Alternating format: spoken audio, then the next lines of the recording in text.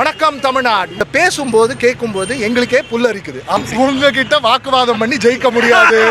நான் தமிழில் hi hello வணக்கம் மகளே. ஸோ இந்த வீடியோவில் நான் என்ன பார்க்க போகிறோம் அப்படின்னா, உண்மையிலே சொல்ல போனோம்னா இந்த வீடியோ நான் பண்ணணும் அப்படின்னு நினைக்கும் போதே எனக்கு சத்தியமாக சொல்கிறேன், எனக்கு இப்போவே எனக்கு இந்த பாருங்க புல் அரிச்சிருச்சு.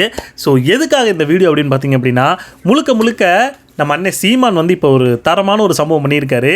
என்னடா இப்போ லோக்கல் மீடியா இத்தனை பேர் இவ்வளோ கேள்வி கேட்டிங்களே, இப்போ நேஷ்னல் மீடியாவையே மிரள வச்சுருக்காருங்க.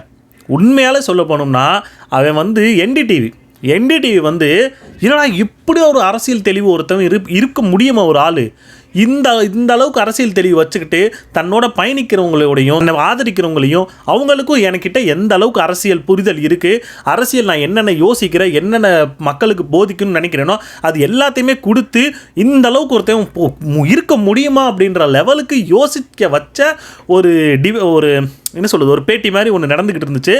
அதில் ஒரு விஷயம் தாங்க நல்லா தெரிஞ்சுக்க வேண்டிய விஷயம், பத்திரிகையாளரை பார்த்தாலே பதறி அடைச்சிட்டு வேட்டி அவந்துக்கிட்ட கூட தெரியாமல் தெரிச்சு ஓடுற ஆளை தான் பார்த்துருப்பீங்க. ஆனால் முறையாக அதாவது பத்திரிக்கைக்காரன் இருக்கான் பார்த்தீங்களா, அவங்க எப்பா சாமி உங்ககிட்ட என்னால் பேசி ஜெயிக்க முடியலடான்னு சொல்ல வச்சுட்டாரு நம்ம அண்ணன் சீமானு. ஸோ அது என்ன நடந்துச்சு என்ன ஏதுன்றதை இந்த வீடியோவில் பார்க்க போகிறோம். ஸோ வீடியோ பார்க்கணும்னா நம்ம சேனல் ஃபஸ்ட் டைம் பார்க்குறீங்க அப்படின்னா ஒரு லைக்கை ஒரு சப்ஸ்கிரைப் பண்ணிக்கோங்க. ரொம்ப ஒன்றும் இப்போ பெரிய ஒரு விஷயம் இல்லை, முடிஞ்சால் உங்களால் அதை பண்ணிவிட்டு கொஞ்சம் ஆதரவு பண்ணுங்கள். வாங்க வீடியோக்குள்ளே போகலாம். ஸோ ஃபஸ்ட்டு நம்ம பார்க்க போகிறது என்னன்னா, அவர் என்னென்ன கேள்வியெல்லாம் கேட்டாருன்றதை வந்து ஒரு இதை பார்த்துட்டு நம்ம அண்ணன் அதுக்கு என்ன பதில் சொன்னாருன்றதையும் பார்த்துட்டு அதுக்கான ஒரு சின்ன நமக்கு அதில் பிடிச்சிருந்த ஒன்று ரெண்டு விஷயங்களையுமே நம்ம பார்த்து அதை மட்டும் பேசுவோம் அப்படின்ற மாதிரி தான் ஒரு இது யோசிச்சிருந்தேன். ஸோ ஃபஸ்ட்டு அவர் கேட்ட கேள்வி என்ன அப்படின்னு பார்த்தீங்கன்னா, அதாவது தமிழ்நாட்டில் இப்போ வந்து எலெக்ஷன் நடந்துக்கிட்டு இருக்குது. ஸோ எலெக்ஷனுக்கு வந்து நிறைய எல்லாருமே பார்த்திங்க அப்படின்னா பிரச்சாரம் பண்ணிகிட்டு இருக்காங்க. பட் இப்போ நம்ம பேசக்கூடிய ஒரு ஆள் யார் பார்த்திங்க அப்படின்னா, டைரக்டர் சீமான் அப்படின்ற மாதிரி தான் ஃபஸ்ட்டு ஸ்டார்ட் பண்ணும்போது பார்த்திங்க அப்படின்னா அவர் என்ன சொல்கிறார் அப்படின்னா, இவருடைய கருத்துக்கள் வந்து பார்த்திங்க அப்படின்னா பயங்கரமான கருத்துக்கள் எடுத்து வைப்பார். ஒன்று பார்த்திங்க அப்படின்னா, சிங்கப்பூர் வடிவமைச்ச அந்த ஒரு லீ குவான் யூ அந்த தலைவர்னு சொல்லுவாங்களா, ஸோ அவரை பற்றி பேசுவார். ஒரு பக்கம் பார்த்திங்க அப்படின்னா மகாத்மா காந்தியை பற்றி பேசுவார். இந்த மாதிரி நிறைய தலைவர்களை இவர் வந்து எடுத்து பேசுவார். அவங்க என்னென்ன பண்ணாங்க, என்னென்ன பற்றி பேசுனாங்கன்னு சொல்லி நிறைய விஷயங்களை பற்றி பேசுவாருன்னு சொல்லி தான் ஸ்டார்ட்டே பண்ணுறாரு. இதுவே போதும். எனக்கு தெரிஞ்சு அந்த நிருபர்லாம் எனக்கு தெரிஞ்சு அவர் வந்து அண்ணனோட வீடியோலாம் நிறைய பார்த்துருப்பாருன்னு நினைக்கிறேன். ஏன்னா இவர் கேட்ட மோஸ்ட்லி கேள்வி பார்த்தீங்க அப்படின்னா அண்ணன் அடிக்கடி சொல்லக்கூடிய அந்த விஷயத்தை வச்சே தான் அவர் வந்து கேள்வி கேட்டிருக்காரு. Radical views, he talks about Lee Kuan Yew, he speaks about Mahatma Gandhi, he speaks about communist ideologues, he speaks. So அதில் கேள்வி என்ன அப்படின்னா, நீங்கள் என்ன பண்ணுறீங்க, அதாவது எல்லாரும் வந்து அரசியல் பண்ணுறாங்க, ஆனால் நீங்கள் ரெண்டு விதமாக பிரிக்கிறீங்க. ஒன்று மக்கள் அரசியல்னு பிரிக்கிறீங்க, இன்னொன்று பார்த்தீங்க அப்படின்னா தேர்தல் அரசியல்னு பிரிக்கிறீங்க. ஆனால் மக்கள் அரசியல் பண்ணணும் அப்படின்னா தேர்தல் அரசியல் நம்ம பண்ணாதானே நம்ம வந்து ஜெயிக்க முடியும் அப்படின்ற மாதிரி ஒரு விஷயம் கேட்குறாரு. அதுக்கு அண்ணன் தரமான ஒரு பதிலடி என்ன கொடுத்தாரு அப்படின்னா, அதாவது இங்கே இருக்கிற கட்சிகள்லாம் பார்த்தீங்க அப்படின்னா தேர்தல் அரசியல் மட்டும்தான் பண்ணுறாங்க, மக்கள் அரசியல் பண்ணுறதே கிடையாது. மக்கள் அரசியல் பண்ணணும் அப்படின்னா தேர்தல் அரசியல் ஜெயிக்கிறது மட்டும்தான் ஜெயிக்கணும் தான், இல்லைன்னு சொல்லலை. ஆனால் நான் மக்கள் அரசியல் பண்ணாமல் வெறும் தேர்தல் அரசியல் மட்டும், அந்த தேர்தல் டைம் பீரியடில் மட்டும் நான் பணத்தை கொடுத்து அதை பண்ணி இதை பண்ணி அந்த வாக்கை மட்டும் வாங்கி நான் ஜெயிச்சுட்டு அதுக்கப்புறம் மக்கள் அரசியல் பண்ணாமல் போகிறது அது மக்களுக்கு செய்யக்கூடிய மிகப்பெரிய துரோகம் அப்படின்ற மாதிரி ஒரு விஷயம் சொன்னார். இதிலே அவருக்கு தெரிஞ்சிருக்கும் இவர் எந்த மாதிரி ஒரு ஸ்டாண்டில் நிற்கிறாருன்னு இப்போவே அவருக்கு தெரிய ஆரம்பிச்சிருக்கும். அப்படின்னா வாக்கை எப்படி வாங்குவதுனே ஒருத்தன் சிந்திக்கிறான்னா மக்களின் வாழ்க்கையை பற்றி சிந்திக்க மாட்டான். அப்போ சொல்கிறாங்க அரசியல் பண்ணுறீங்க, அதாவது தேர்தலுக்கு என்ன வேணுமோ அதை பண்ணுறீங்க, ஆனால் அதை எப்படி பண்ணுவீங்க அப்படின்ற மாதிரி ஒரு விஷயம் கேட்குறாங்க. அதுக்கு தான் நம்ம அண்ணன் என்ன சொல்கிறார் அப்படின்னா, எல்லாருமே இலவசம் 2000 தரேன், 2500 தரேன், 3000 தரேன் அப்படின்ற மாதிரி நிறைய விஷயம் சொல்லிகிட்டு இருக்காங்க. ஃப்ரிட்ஜு 8000 ரூபா வந்து கூப்பன் தரேன், போய் வாஷிங் மிஷின் வாங்கிக்கன்னு சொல்லி நிறைய விஷயம் சொல்லிகிட்டு இருக்காங்க. பட் நான் அதெல்லாம் கொடுக்க மாட்டேன். இதுலேயுமே எனக்கு ஒரு விஷயம் என்ன தெளிவாக புரிஞ்சிச்சு அப்படின்னா, அண்ணனுடைய வந்து எல்லா கருத்துக்களையுமே இங்கே இருக்கிற நம்ம எல்லாருக்குமே தெரியும். அதாவது நாம் தமிழரையோ இல்லை நாம் தமிழர் கட்சியோ அண்ணனை பின்தொடர்றவங்களுக்கு மோஸ்ட்லி எல்லாருக்குமே தெரியும். அது நிறைய பேருக்கு நம்ம எடுத்துகிட்டு போயிட்டு இருக்கோம். பட் நேஷ்னல் லெவலில் நம்ம கொண்டு போனோம் அப்படின்னா இந்த மாதிரி ஒருத்தவங்க வந்து கேள்வி கேட்டு அதுக்கு தரமான பதில் கொடுத்தா மட்டும்தான் அது மேலே போகும். ஸோ அதைத்தான் இந்த இடத்துல அண்ணனும் பண்ணார். என்ன அப்படின்னா, நான் மக்களுக்கு வந்து இலவசம்னு எதுவும் கொடுக்க மாட்டேன், உனக்கு தேவையா நல்ல ஒரு கல்வி, தரமான கல்வி, தரமான மருத்துவம், உனக்கு ஏற்ற வேலை, நான் உனக்கு வந்து இலவசம் வாங்குற நிலைமையில் ஒன்று நான் வச்சுக்கவே மாட்டேன். அது உனக்கு தேவைப்படாது, நான் உனக்கான வேலையை கொடுத்துருவேன், அதை வச்சு சரியான நீ வாழ்க்கையை வாழணும் அப்படின்ற மாதிரி ஒரு விஷயத்த இந்த இடத்துலையுமே அவருக்கு சொன்னார். இதை பார்த்த உடனே அந்த நிருபருக்கு முகத்தை பார்க்கணுமே, மனுஷன் ஒரு நிமிஷம் ஒரு செகண்ட் என்ன சொல்கிறது, ஒரு செகண்ட் அந்த மெய் மறந்து போயிடுவாங்கன்னு சொல்லுவாங்களே, அப்படி தான் போயிட்டாப்ல மனுஷன். Education, medical and water, drinking water, இது 3 தான் ஃப்ரீ. மற்றெல்லாம் நீ காசு கொடுத்து வாங்க. நான் உங்களுக்கு கேட்குறேன், நான் எலக்ட்ரிசிட்டி ஃப்ரீ தர்றேன். நீங்கள் வீட்டை விட்டு வெளியில் வரும்போது லைட் ஆஃப் பண்ணிட்டு போவீங்களா? அடுத்த ஒரு கேள்வி என்ன கேட்குறாரு அப்படின்னா, அதாவது நீங்கள் இத்தனை தேர்தல் நீங்கள் வந்து கண்டினியூவாக சந்திச்சுட்டே வரீங்க. இப்போ ரீசெண்டாக அந்த கடைசியாக நடந்த அந்த தேர்தலில் பார்த்தீங்க அப்படின்னா 8%, அதாவது சாரி 8.8% கூட வைங்க. ஸோ அதை நீங்கள் ஜெயிச்சிருக்கீங்க. பட் இந்த ஆட்சியை பிடிக்கணும் அப்படின்னா நீங்கள் கூட்டணி வச்சா தானே முடியும் அப்படின்ற மாதிரி ஒரு விஷயம் சொல்கிறாங்க. தனித்து நீங்கள் நின்னீங்கன்னா உங்களால் வந்து அதை வந்து கொண்டு போகவே முடியாது அப்படின்ற மாதிரி சொன்னதுக்கு தான் அண்ணன்கிட்ட இருந்து இந்த மாதிரி ஒரு பதில் வரும்னு அவர் யோசிச்சு கூட பார்த்துருக்க மாட்டார். என்ன அப்படின்னா, அதாவது நான் தனிச்சு சரி நான் கூட்டணிக்கு போகிறேன்னு வைங்க, என் ஊழல் இல்லாமல் இந்த மாதிரி எந்த ஒரு இதுவுமே இல்லாமல் ஒருத்தவங்க கூட நான் கூட்டணி வைக்கணும்னு நினைக்கிறேன் அப்படின்னா யாராவது இருந்தால் சொல்லுங்கன்னு சொன்னால் அங்கிட்டு இருந்து அவர் நிருபர் யோசிக்கிறாரு, என்ன இவர் நம்மளை மாட்டி விடுறாரு அப்படின்ற மாதிரி. ஏன்னா அவருக்கு சொல்கிறதுக்கு முடியலை, ஏன்னா அவராலே சொல்லவும் முடியாது. ஏன்னா அங்கே அப்படித்தான் நடந்துக்கிட்டு இருக்கு இந்த இடத்துல. உங்களுக்கு கேட்குறேன் அஸ் அ பிரதர், ஊழல் லஞ்சத்தை நம்ம ஒழிக்கணும்னு நினைக்கிறோம். இதில் யாரோடு சேர்ந்து ஒழிக்கலாம்? அப்போ இன்னொரு விஷயம் என்ன சொன்னார்னா, அதாவது பிரைம் மினிஸ்டர் கேண்டிடேட் வந்து அதாவது நாடாளுமன்ற தேர்தல் ஒன்று நடந்துச்சு, அதிலே மக்கள் எனக்கு 8.8% வாக்கு கொடுத்துருக்காங்க அப்படின்னா, இப்போ நடந்துக்கிட்டு இருக்கிறது என்னோட மாநிலத்தில் நடக்கக்கூடிய சிஎம் அந்த ஒரு தேர்தல். ஸோ அந்த தேர்தலுக்கு மக்கள் எனக்கு வந்து ஆதரவு கொடுக்காமலே இருக்க போகிறான் அப்படின்ற மாதிரி ஒரு விஷயத்த சொன்னார். அதுவே நம்ம ஏற்றுக்க வேண்டிய ஒரு விஷயம் தான். அப்புறம் தான் இன்னொரு விஷயம் என்ன சொன்னார்னா, டெல்லியில் கெஜ்ரிவால் ஜெயிச்சார், அவர் என்ன கூட்டணி வச்சா ஜெயிச்சார்? ஜெயலலிதா ஒரு இதில் ஜெயிச்சாங்களே 35% அந்த ஒரு இது ஜெயிச்சாங்க. அவங்க என்ன கூட்டணி வச்சா ஜெயிச்சாங்க? எல்லாம் தனித்து தானே ஜெயிச்சாங்க. கொள்கை நமக்கு கரெக்டாக இருக்கணும், நம்ம என்ன வழியில் போகிறோம், என்ன இது பண்ணுறோம் அப்படின்றது வந்து தெளிவாக இருக்கணும். ஸோ அதை நம்ம பார்த்து போனோம்னா அதுவே போதும், அதுவே நம்மளை வந்து கொண்டு போய் விட்டுருன்ற மாதிரி ஒரு விஷயம் சொன்னார். இது நிருபருக்கு புரிஞ்சிருக்கும்னு நினைக்கிறேன். கெஜ்ரிவாலால் எப்படி டெல்லியில் கூட்டணி இல்லாமல் வெல்ல முடிஞ்சது? அம்மையார் ஜெயலலிதா யார் ஒன்றும் கூட்டணி வைக்காம 37 இடம் எப்படி வெல்ல முடிஞ்சது? கூட்டணி தேவை இல்லை, கொள்கை தான் தேவை வெல்வதற்கு. ஸோ அடுத்தது தான் அவர் ஒரு கேள்வி என்ன கேட்குறாரு அப்படின்னா, அதாவது நீங்கள் சொல்கிறதெல்லாம் கேட்கும்போது எனக்கு புல் அரிக்குதுங்க. புல் அரிக்கத்தானே செய்யும், வேறு என்ன செய்யும்? அண்ணன் பேசினாலே அப்படி தான் நடக்கும். ஸோ அப்புறம் என்ன கேட்குறாருன்னா, அதாவது நீங்கள் சொல்கிறதா எனக்கு வந்து கேட்குறது ஓகே, எனக்கு வாஸ்தவமாக தான் இருக்குது. பட் ஜெயிக்கணும் அப்படின்னா அதுக்கு ஒரு இது வந்து நடைமுறைக்கு சாத்தியமாகுமா அப்படின்ற மாதிரி ஒரு கேள்விக்கு தான் அண்ணன் என்ன சொன்னார் அப்படின்னா, ஊழல் இல்லாத, லஞ்சம் இல்லாத இந்த மாதிரி நான் நினைக்கிறேன், அதாவது இந்த மாதிரி எனக்கு இருக்கக்கூடாது அப்படின்ற மாதிரி நான் யோசிச்சேன்னா எவன் கூடவே என்னால் கூட்டணிக்கு போக முடியாது. அப்போது நான் என்ன யோசிக்கிறேன்னா, நான் வேறு மாதிரி ஒரு நாடை படைக்கணும்னு நான் யோசிக்கிறேன். இப்படி என் நாடு இருக்கணும், இப்படி அவங்க பெண் பிள்ளைகள்லாம் நான் இருக்கணும், அவங்க வந்து பாதுகாப்பாக இருக்கணும்னு சொல்லி நான் நினைக்கிறேன். அப்படின்னா எனக்குன்னு அப்படி ஒரு நாடை நான் படைக்கணும். அதுக்கு நான் எவன் கூட என்னால் கூட்டணி போக முடியாது. ஏன்னா இத்தனை வருஷமாக ஆண்டு இவனுங்க தான் அந்த தப்பெல்லாம் பண்ணி வச்சிருக்கானுங்க, அதனால எவன் கூட என்னால் போக முடியாதுன்ற வார்த்தையை தான் சொல்லிட்டு இருக்காரு. அப்போ நான் தனியாக தானே இருக்கணுன்றதையும் ஒரு விஷயம் சொன்னார். அப்போது அதாவது தோத்துறதை பார்த்து பயப்படுறவன் தான் இதை பற்றிலாம் யோசிக்கணும். நமக்கு அந்த பயமே கிடையாது, அந்த பயமே இல்லாமல் தான் நாங்கள் போயிட்டு இருக்கோம். ஸோ அது இன்னமும் கண்டினியூ ஆகுன்ற மாதிரி தான் சொன்னார். ஸோ எனக்கு இந்த பேட்டியிலே எனக்கு ரொம்ப பிடிச்சிருந்த ஒரு செக்மெண்ட் அப்படின்னா அது இந்த செக்மெண்ட் தான். என்ன அப்படின்னா, நம்ம தலைவர் மேதகு பிரபாகரன் அவர்கள் வந்து அவரை பற்றி ஒரு என்டிடிவியில் வந்து அவரை பற்றி ஒரு கேள்வி கேட்குறாங்க அப்படின்னா அதை கேள்வி கேட்க வச்சது எங்கள் அண்ணன் சீமான் தான். அதுலேயும் குறிப்பாக என்டிடிவியில் மோஸ்ட்லி நீங்கள் பார்த்துருப்பீங்களா என்னன்னு தெரில, அதாவது பிரபாகரன், அதாவது நம்ம தலைவர் பிரபாகரன் அவர்களோட ஃபோட்டோவை பிளர் பண்ணி தான் மோஸ்ட்லி போடுவாங்க. ஏன் அதுக்குன்னா, அவரை வந்து அவர் ஒரு தீவிரவாதி, அவர் வந்து ஒரு டெரரிஸ்ட்டு அப்படின்ற மாதிரி ஒரு டிபேட் போய் தான் என்டிடிவியில் பார்த்துருப்பீங்க.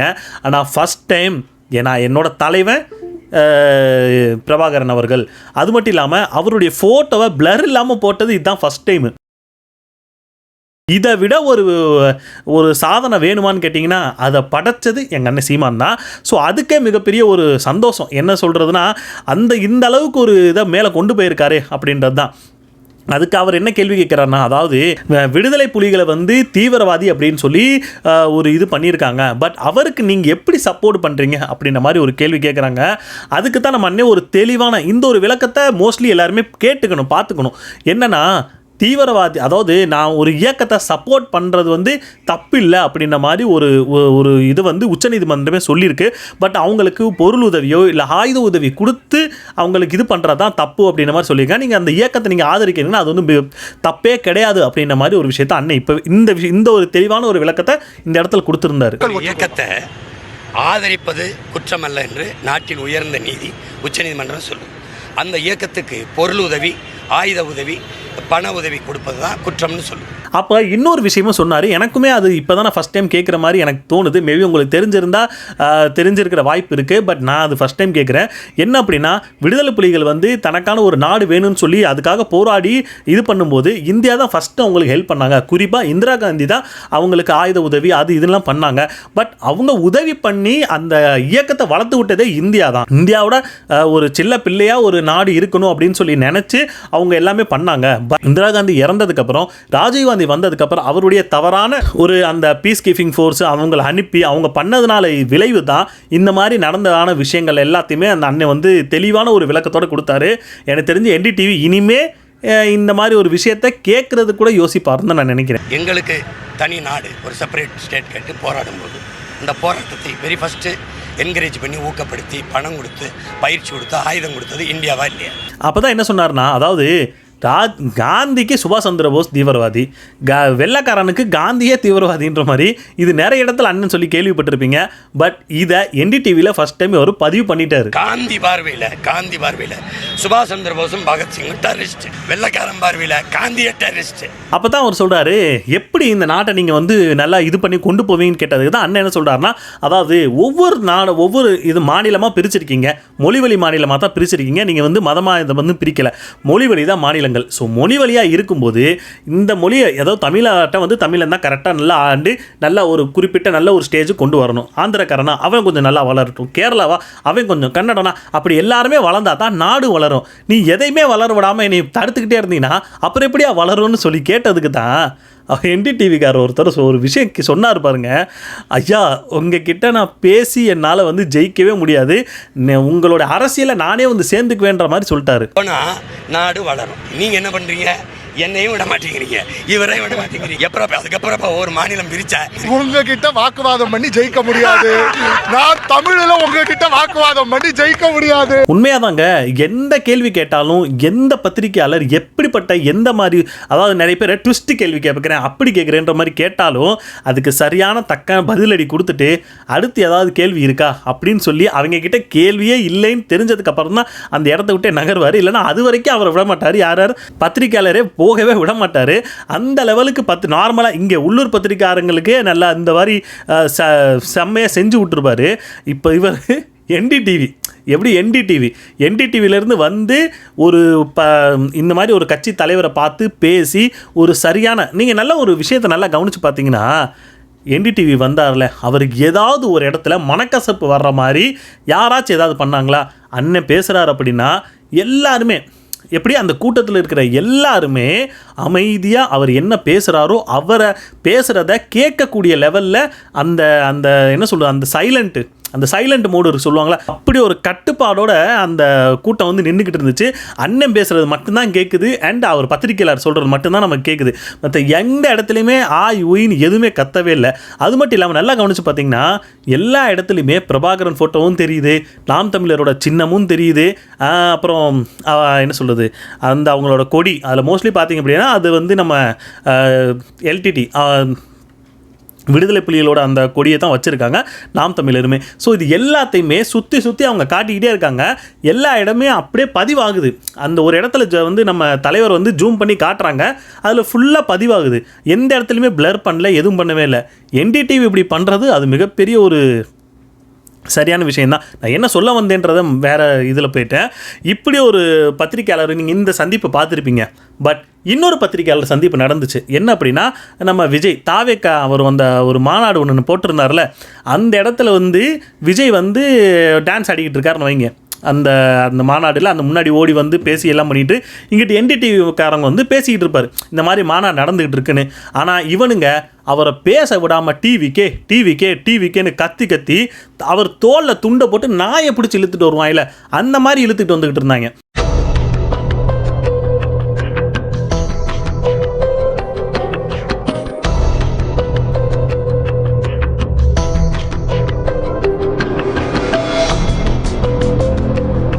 ஒரு NDTVயில் நார்த்துலேருந்து ஒரு நேஷ்னல் மீடியா அங்கேருந்து வந்து இங்கே வந்து இவங்களை வந்து பேட்டி எடுப்போம், இவங்களோட அரசியல் எப்படி போயிட்டுருக்கு அப்படின்றத காட்டணுன்றதுக்காக வந்து பேட்டி எடுத்தால் இவர் கழுத்தில் துண்டை போட்டு நாய் மாதிரி பெல்ட்டில் இழுத்துட்டு வர மாதிரி இழுத்துட்டு வந்தால் அவங்க என்ன யோசிப்பாங்க? ஏன்டா இவங்களும் இந்த மாதிரி தற்கொலைத்தனமாக இன்னமும் சுற்றிக்கிட்டு இருக்காங்க, இன்னும் இவங்க வளரவே இல்லை, காட்டுவாசித்தனத்துலேருந்து இன்னும் வெளியே வரலைன்னு தானே அவங்க யோசிப்பாங்க. அப்படி யோசிச்சுக்கிட்டு இருந்த அந்த டைம் பீரியடில் அப்படி யோசிச்சிருப்பானுங்க, இவங்க கிட்ட போனால் இப்படி தாண்டா பண்ணுவாங்க, மனுஷனை கூட மதிக்க மாட்டாங்க, நாய் மாதிரி நடத்துவாங்கன்ற மாதிரி யோசிச்ச அந்த அவங்களையே இப்போது ஏன்டா இவ்வளோ அறிவாக நீங்கள் வந்து இந்த அளவுக்கு ஒரு அரசியல் புரிதலோடு நீங்கள் வந்து இருக்கீங்களான்றத இந்த ஒரு பேட்டியே போதும், இந்த ஒரு பேட்டியே போதும்.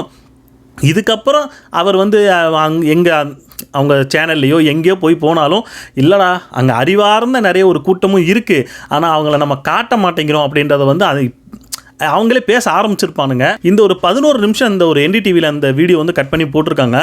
உண்மையிலே சொல்கிறேன், ஒர்த்துங்க, பயங்கரமான ஒர்த்து. இன்னொரு வீடியோ நீங்கள் பார்த்துருப்பீங்க, நான் அது சொல்லணும்னு நினச்சேன். இது வந்து NDTV. இன்னொன்று பார்த்தீங்கன்னா இந்தியா டுடேல பொண்ணு வந்து அந்த ரிப்போர்ட்டர் அவங்க வந்து நாம் தமிழர் மேடை வந்து ஒரு பிரச்சாரம் நடந்துக்கிட்டு இருக்குது, அந்த தெருமுனை கூட்டம்லாம் சொல்லுவாங்களா, ஸோ அந்த மாதிரி ஒன்று நடந்துக்கிட்டு இருக்குது. அந்த இடத்துல அந்த சேர்லாம் போட்டிருப்பாங்க, அதில் நாம் தமிழரோட துண்டு ஒன்று அங்கே இருக்குது. அதை எடுத்து காட்டி ஒரு பக்கம் பார்த்திங்க அப்படின்னா அண்ணன் சீமான் அவருடைய ஃபோட்டோ, இன்னொரு பக்கம் பார்த்திங்க அப்படின்னா விடுதலை புலிகள் அவருங்க நம்ம தலைவர் பிரபாகரன் அவருடைய ஃபோட்டோவும், இன்னொரு பக்கம் பார்த்திங்க அப்படின்னா அந்த சைடில் வந்து அவங்க யூஸ் பண்ண அதே சிம்பிள் அதுதான் இவங்க யூஸ் பண்ணிட்டு இருக்காங்க. There is a picture of him, of course, written in Tamil is Nam Tamilar. That's the name of his party.